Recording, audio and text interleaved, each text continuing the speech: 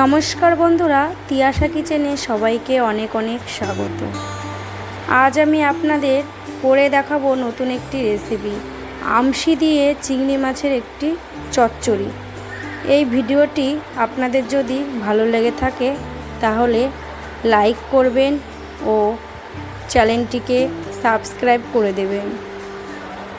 এই রেসিপিটি করতে লাগবে আমশিগুলিকে আমি আগে থেকে 10 মিনিটের মতন ভিজিয়ে রেখেছিলাম। আর লাগবে চিংড়ি মাছ। এই মাছগুলোকে কেটে ধুয়ে পরিষ্কার করে নিয়েছি। এবার আমি বসিয়ে দেব কড়াইটি গরম হয়ে গেলে দিয়ে দেব সাদা তেল। আপনারা চাইলে এখানে সর্ষের তেলও ব্যবহার করতে পারেন, তাতে কোনো অসুবিধা নেই। তেলটি গরম হয়ে গেলে আমি এখানে দিয়ে দেব সেই পরিষ্কার করে রাখা চিংড়ি মাছ। এই মাছগুলো দিয়ে এতে দিয়ে দেব কিছুটা লবণ আর দিয়ে দেব কিছুটা হলুদ। এগুলো পরিমাণ মতনই বুঝে দিতে হবে। এবার মাছগুলোকে আমি নাড়িয়ে চাড়িয়ে ভালো করে লাল লাল করে ভেজে নেব। বন্ধুরা, এভাবে রেসিপিটি আপনারা করে দেখবেন, খেতে কিন্তু খুবই অসাধারণ হয়। এবার মাছগুলোকে ভাজা হয়ে গেছে, মাছগুলোকে আমার তুলে নিতে হবে। মাছগুলোকে তুলে নেব।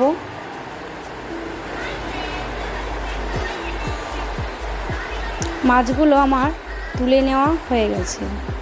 এইবার এই তেলের ভিতরে আমি আরেকটু তেল দিয়ে দেব, কারণ এই আমশি চচ্চড়ি করতে একটু তেলটার পরিমাণ বেশিই লাগে। এবার এই তেলের মধ্যে দিয়ে দেব কিছুটা সর্ষেটা ফুটে যাওয়ার পরে দিয়ে দেব সামান্য একটু লবণটা দেওয়া হয়ে গেলে ভালো করে আমি মিশিয়ে নেব। সর্ষেটা একটু ভাজা ভাজা হয়ে গেলে আমি এখানে দিয়ে দেব সেই আগে থেকে ভিজিয়ে রাখা আমশি।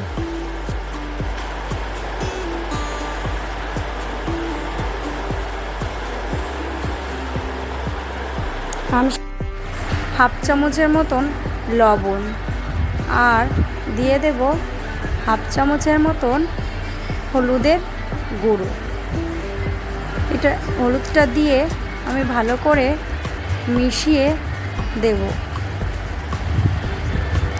মিশিয়ে দিয়ে আমি 3 থেকে 4 মিনিটের মতন এই রেসিপিটিকে ভালোভাবে রান্না করে নেব। বন্ধুরা, এভাবে এই রেসিপিটি 12 মাস রান্না করে খেয়ে দেখবেন, এটা কিন্তু খেতে ভালোই লাগে। শীত, বর্ষা, গরম সবসময় খাওয়া যায় এটা।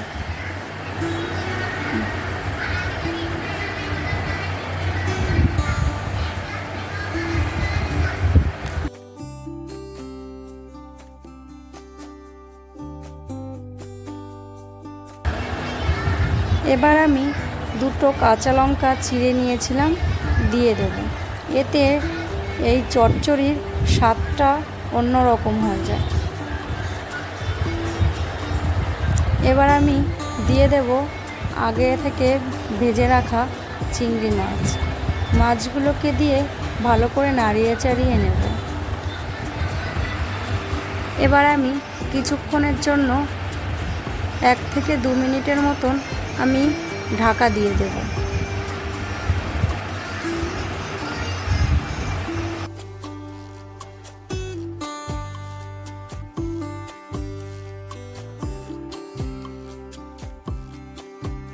দেখুন বন্ধুরা, চচ্চড়িটি কত সুন্দর হয়েছে।